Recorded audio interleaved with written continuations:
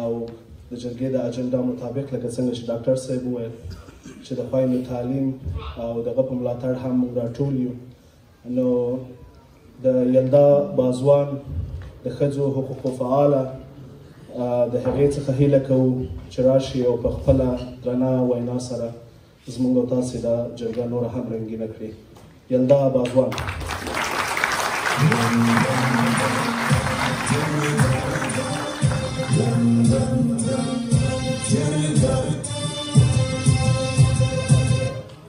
په خپل وطن کې د قلم له څوکې په خپل وطن کې له قلم له څوکې د دې وحشي دوران بدلون غواړم. د پروګرام ټولو تالار ته راغلو میلمنو ته ښاغلو خویندو ورونو ته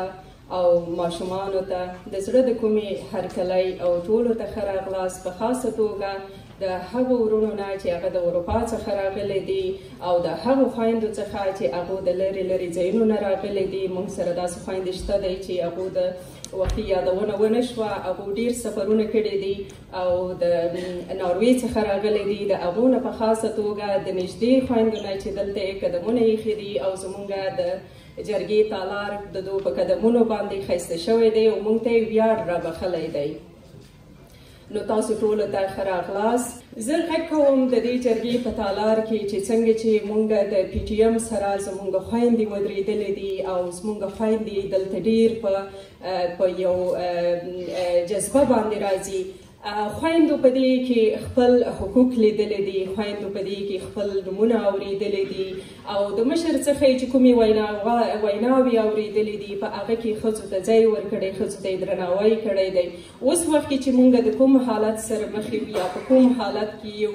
دغه بدبختیو څخه زموږ او د ستاسو د ټولو فرض دی چې د دې څخه موږ دغه خویندې او دغه میندې راوباسو. لکه څنګه زه دلته ګورم چې څومره تعداد د سړیو دی او څومره تعداد د ښځو دی،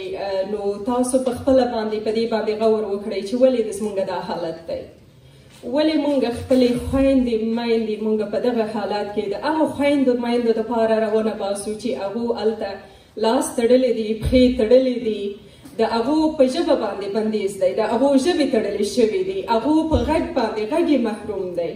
هغو په داسې ځایونو کې دي چې دغسې زلمي، دغسې پلرونه، دغسې اولادونه هغه یې د لاسه ورکړي دي او نن بیا په موږ باندې هغه حالت راغلی دی چې هغه خویندې میندې هغه په هغه ځای کې د داسې حالت سره مخ دي او بیا هم دا میاشت نه ده، دا ورځ نه ده، دا کال نه دی، کلونه وشو په دې باندې. که موږ د هغه ځای نه راوتلي یو او موږ په دغسې ځای کې دا ژوند هر څوک تېرولی شي، هر څوک ځان ته ډوډۍ رسولی شي، هر څوک دغه 3 لاسه جامه ځان ته رسولی شي، خو موږ باید د وطن هغه میندې خویندې، هغه میندو خویندو غږ پورته کړو، هغه میندې خویندې موږ په نظر نه ونه باسو چې هغو په کومو حالاتو کې دي. هغو که خپل بچي ورکړي دي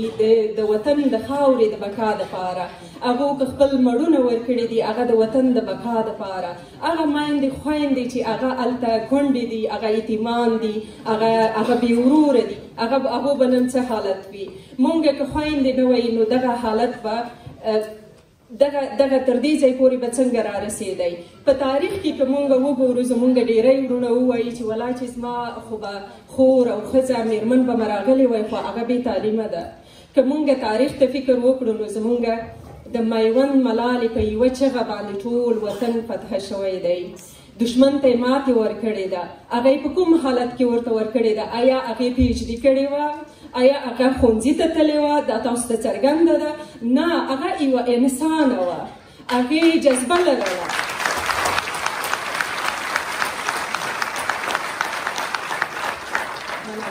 هغه په خپله خاوره مینه وه، هغې لیده چې د خپل وطن بقا په څه کې ده. نن زموږ دغه خویندې میندې دا په دې باندې پوه دي چې زموږ وطن بقا په څه کې ده. کومه یوه هغه ټولنه تاسو باندې ورونو غږ کوم، تاسو ماته هغه ټولنه وښایئ چې په غیر د ښځې نه هغو پرمختګ کړی دی. داسې ټولنه شته دی ستاسو په نظر؟ که داسې نه وي نو بیا ولې موږ د څه دپاره موږ منتظر یو، د څه دپاره موږ انتظار یو چې یو وخت به راځي یا به یو بل څوک راځي هغسې لکه اوس به بابا غوښې ډوډۍ راوړي. نو زموږ په خپلو خویندو میندو چې د ستاسو رحم نه وي په موږ باندې به یې څوک وکړه. خویندو په تاسو باندې غږ کړم چې تاسو په خپله باندې دلته په دې هیواد کې یاستئ یا په نورو هیوادونو کې او ټول هغه لوستي ځوانان د زمونږ هغه لوستي مشران چې هغه په لوړو لوړو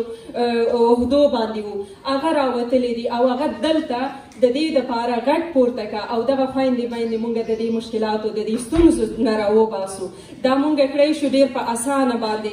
دا جنګ نه غواړي دا زمونږ ناستې غواړي دا زمونږ غږ غواړي زمونږ خویندې ټولې دلته کړی شي چې دا مونږ د دې ځای د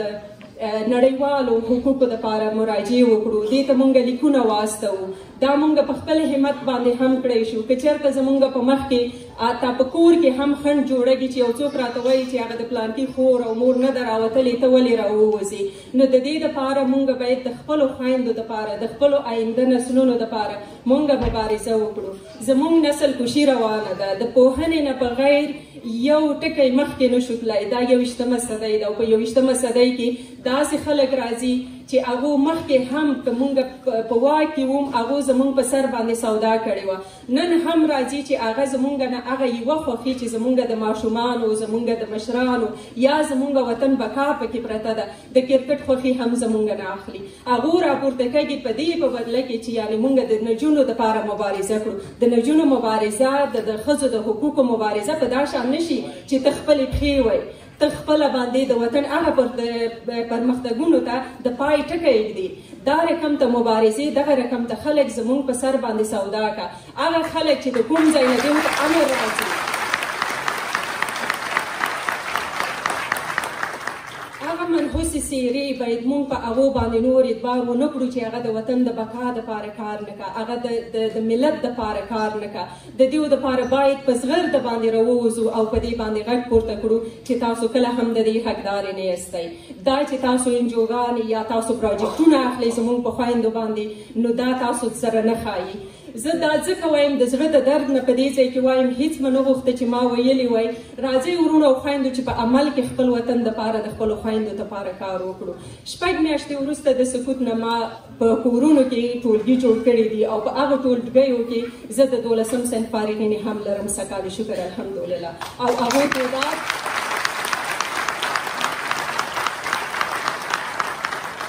د هغو تعداد هغه خویندې چې هغه د دندو نه په کور شوي دي هماغه خویندې د هغو ښوونکي دي هم استادان یې په کار شوي دي ځکه چې هغو ته تنخوا ورکوم او هم هغه جینکۍ چې هغو امیدونه مړه وو هغو نه لیک لوست نه هېروي هغو به راځي په دغسې په سټیجونو باندې او انشاءالله دا وخت را روان دی چې هغو به د نړۍ نه او دغه د باندې خلکو نه دغه غوښتنه کوي چې آیا تاسو د زموږ په حق کې په رښتینې باندې غږ پورته کړ او که نه حتی د نړۍ سره به دوی انصاف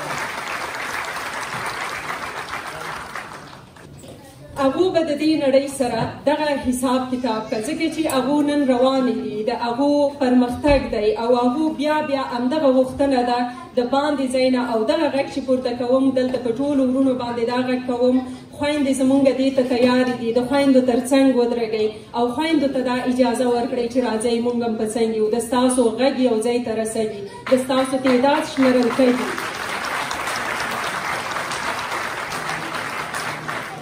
مونږ دلته ډېر څه نه غواړو زمونږ صرف دغسې یو ځل را یو ځای کېده غواړو او د هغه پسې شاته د هغه لاسته راوړنو پسې ګرځو او مونږ دغه غږ هغه ځای ته رسول غواړو چې په کومو ځایونو کې په دې باندې فشار راځي په کومو ځایونو کې زمونږ د خویندو حقوق ترلاسه کوي په کومو ځایونو کې مونږ کړی شو چې مونږ دغه بدبختیو ته د پای ټکی کېږدو په کومو ځایونو کې مونږ کړی شو چې زمونږ ځوانان د دغه ضلالت نه راوباسو په کوم ځای کې مونږ کړی شو چې زمونږ خویندې میندې نن په جیلونو کې پرتې دي هغو ته لارې نه ورکولې کېږي ویزې ورته نه ورکولې کېږي د دغو ستونزو مشکلاتو سره مخ دي که هغه ناروغه شي هغه ډاکټر ته نشي تللی د غربت د وجې د دغو حالاتو د وجې نه نو خویندې میندې چې څومره راپورته کېږي او هغو ودرېږي ستاسو د ورونو تر څنګ دا په خپله باندې هم دا کړی شي چې خپل غږ پورته کړه ولس باندې مدا غږ دی چې ولسي پاڅونونه وشي او زمونږ نور دغه غمیزې ته د پای ټکی کېښودل شي موږ تر اخیره پورې نشو کړی دغسې رقم ته نشو پاتې کېدی چې زموږ نسل وژنه روانه ده نو تاسو په دې کې دغه ځای کې ژمنه راسره وکړئ او د دې دپاره سر د نن نه که مو مخکې نه وي کړی د دې دپاره فعالیت شروع کړو او په رښتینې باندې ژمن واوسو په رښتینې باندې قدمونه پورته کړو هم د خپلو ځوانانو دپاره چې دغه کوم ضلالت کې دي او هم د خپلو میندو د خویندو دپاره د ستاسو قدمونه د ستاسو راتګ بیا هم په لیمو تاسو یاستئ چې مونږ یو او د لوی او د آزاد افغانستان په هیله د دې بدبختیو د پای ټکي په هیله تر هغه پورې مبارزې نوم حوصله دی د مبارزه ډیره اوږده وي ډیره زر به یې لاسته راوړنې نه وي لکه نن خلک جرګه هم په دې نومونو باندې یادوي چې د جرګې لاسته راوړنه څه وه خو دغه لاسته راوړنې ډېرې په حوصله باندې راځي وطنونه ډېر په حوصله باندې ازادېږي او زموږ خویندې میندې به ډېر په حوصله باندې چې 3 کاله په دې بربریت کې وشو انشاءالله چې یو کال به ونه نیسي د ستاسو په مرسته او د ستاسو په اتفاق او په اتحاد باندې چې دا به موږ د دې مشکلاتو ستونزو څخه راوباسو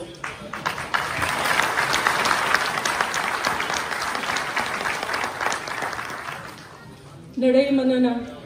بیا هم په ټولو باندې همدغه غږ دی چې د هغو خویندو میندو غږ باید واورو د هغو خویندو میندو باید د دې ضلالته ژوند نه راوباسو د هغو په مخ کې د ښوونځیو دروازې خلاصې شي او د هغو دغه د کار او د دندې او د دې اجازه ورکړي شي لکه په زندان کې پرتې دي مونږ په خپلو خویندو میندو باندې ننګ کړو مونږ په دې باندې غیرت کړو نو زمونږ دغه غیرت او دغه ننګ باید په ډاګه باندې راڅرګند شي او مونږ په ډاګه په میدان باندې ودرېږو او د دوی لپاره په رښتینې باندې غږ پورته کړو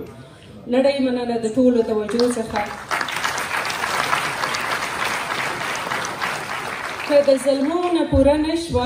که د ظلمونه پوره نشوه ګرانه وطنه جنکۍ به دې ساتینه